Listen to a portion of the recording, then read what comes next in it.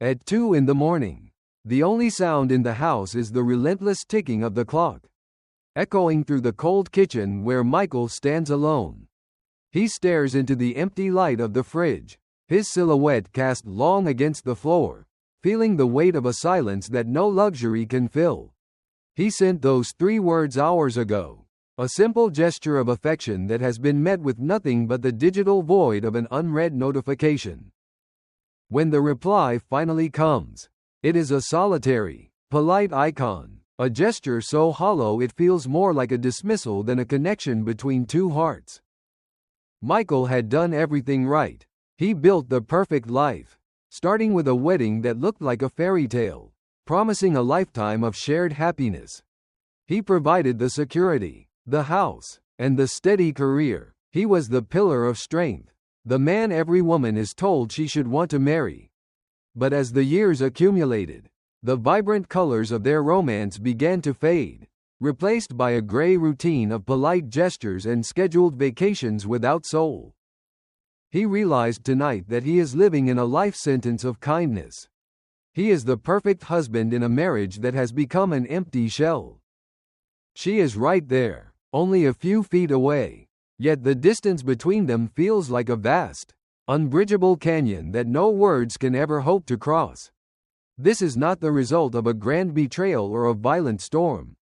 It is the quiet, polite indifference that slowly smothers the fire of a relationship. He is a good man, a provider, and a faithful partner, yet, he is the loneliest person in the world, trapped by the very virtues he cherished. Men like Michael believe in a silent contract. They think that by working hard and being reliable, they are earning the deep desire of their partners. He carries the burden of the household on his shoulders, believing that every bag of groceries and every paid bill is a deposit into a romantic bank. He tries to be the good guy, the one who never forgets an anniversary and always listens. He thinks being good is the same as being loved. But in his quest to be perfect, he is unknowingly building a wall. Each act of service is a brick that secures his role but isolates his spirit. He thought he was building a fortress to protect his family, but he has actually constructed a prison that keeps the genuine passion of life outside. Here is the harsh reality that many refuse to face. Being a good guy is a foundation for stability, but it is not a spark for attraction. Your kindness is the entry ticket to a stable life, but it isn't the fuel for the fire. You have become the reliable background of her existence. You are like a high-end piece of furniture. You are expensive, you are necessary, and you are always there. But nobody feels a burning desire for furniture. He has become an appliance in his own home. He provides the cooling, the light, and the sustenance, yet he is never the focus of her passion. He provides the safety of a bank account and the comfort of a luxury car. He believes these things make him a man worth dreaming about. She says thank you, and she truly means it. She appreciates the life he gives her. But gratitude is a very different emotion than raw, visceral desire. The flame of the early days has been replaced by the steady, low heat of a radiator. It keeps the room warm, but it never dances or dazzles. He sees a provider, a protector, and a partner, but he can't find the man who used to make her heart race with just a single look. He signed an invisible contract of goodness, thinking it was a map to her heart. Instead, it was a recipe for becoming a ghost in his house. He is the silent witness to her life. He knows her schedule, her favorite tea, and her fears, but he no longer knows the woman herself. They occupy the same space, but they live in different universes. The couch is a bridge that neither of them has the strength to cross anymore. Stability is the ticket that gets you through the door of marriage. But passion is the wildfire that makes the journey worth taking every day. He built a palace of perfection, a monument to his success and his kindness. But a palace without love is just a very expensive, empty tomb. Time is the one thing his money can't buy back. He spends his hours being good, while his soul slowly starves for a touch of real passion. She remembers what it was like to feel that spark. The dangerous, unpredictable energy of youth where love was a storm, not a calm, shallow pond. Now, dinner is a ritual of silence. They have run out of things to say because their lives have become a series of predictable, polite exchanges. The phone is a shield. It allows them to be together without actually having to face the terrifying emptiness that has grown between them over the years. There is a concept called the biological deadline, a time when the need for security starts to outweigh the desire for a wild, uncertain kind of love. She chose him when the music started to fade, when the world became a scarier place and the need for a safe harbor became her main priority. She loves his kindness. She loves the fact that he will never leave her. But she does not cow-cot. She does not hunger for the man himself. In the story of her life, Michael is the consolation prize. He is the one she chose because the man she really wanted was too dangerous. She used to want the excitement, the late nights, and the risk. She used to want to feel alive, even if it meant getting her heart broken. She traded the storm for a sturdy umbrella. She chose Michael because he was the safe choice, the logical choice, the one her parents would approve of. For a brief moment, he sees a version of her he hasn't seen in years.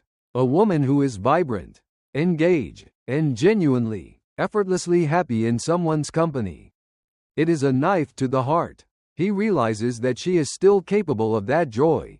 She just doesn't feel it when she is with him anymore. The transition is seamless and devastating. She returns to being the good wife, folding her emotions back into the neat, tidy boxes of their shared life. He is the caretaker of a golden cage. He provides the finest seed and the cleanest water, but he cannot make the captive bird want to sing. He realized he is the anchor of her life, holding everything steady and in place. But an anchor is never what makes a ship sail toward the horizon. He is the safety net that allows her to live without fear. But once she is safe, she spends her time looking up at the sky, dreaming. She does her part. She keeps the house clean and the children cared for. She is a model of efficiency, driven by a deep sense of obligation. She stays because it's what she's supposed to do. She stays for the kids, for the reputation, and because Michael is too good to ever leave. He is the hero of her bank account, but a stranger to her dreams.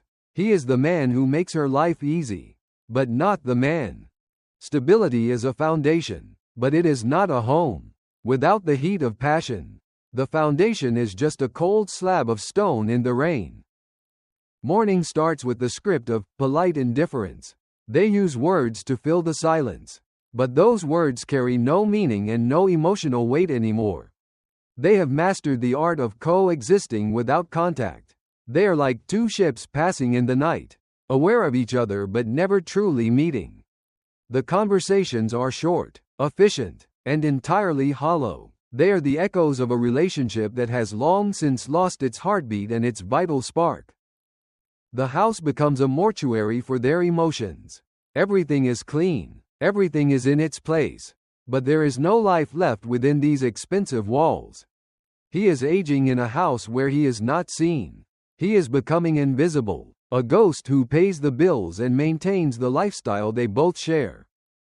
He craves a simple touch, a moment of genuine connection that isn't dictated by routine. He wants to know he is still a man to her. Her body rejects him before her mind can even process the movement. It is a silent, visceral declaration that the intimacy between them has completely died. She hides behind the mask of the polite wife. She doesn't want to hurt him, so she offers a smile that is as cold as winter. This is polite indifference. It is the white torture of marriage. There is no screaming, no fighting, just the absolute, suffocating absence of any real feeling. He sits in the light, but he is drowning in darkness. He has everything a man could want, yet he has nothing that a man truly needs. The world outside is full of life and motion, but inside this house, time has stopped. He is trapped in a loop of polite, empty gestures. He continues to fulfill his role, He pays for the life she enjoys, hoping that one day, his financial loyalty will be rewarded with a kiss. He fixes the leaks. He mows the lawn. He keeps the machine running. He is the mechanic of their life. But he is never the driver. Her thanks are polite, but they are the words of a customer, not a lover. He is a service provider who happens to share her bed. The bed is no longer a place of union. It is a battlefield of silence where two people sleep side by side, yet miles apart in spirit. He wonders when it all went wrong. He wonders if being good was the very thing that made him so easy to ignore and forget. The ghosts of their past happiness haunt the hallways. They are reminders of a time when their love was a living thing, not a museum exhibit. This is the white torture. No violence, no bruises, just the total erasure of a person's soul through the power of a polite, distant smile. The ring is still there, a symbol of a commitment that has become a shackle. It binds him to a woman who is no longer his. He looks at the millions of lights and wonders how many other good men are standing on balconies tonight, feeling the exact same crushing weight of loneliness. He accepts his sentence. He will continue to be the provider, the protector, and the good guy, even if it means living in a world of shadows. The tragedy of the exemplary husband is not that he is unloved, but that he is undesired. He is a part of the house, not the heart. Remember this truth. Kindness should be a choice you make, not a prison you build for yourself. Do not let your goodness kill your spirit. He spent his life being the husband she needed, but he forgot how to be the man she wanted. He forgot that fire needs air. The sentence of kindness is living forever with someone you can never touch. It is the loneliest victory a man can ever achieve in life. Don't let your exemplary life become the tombstone of your soul. Wake up before the silence becomes the only thing you have left. The end.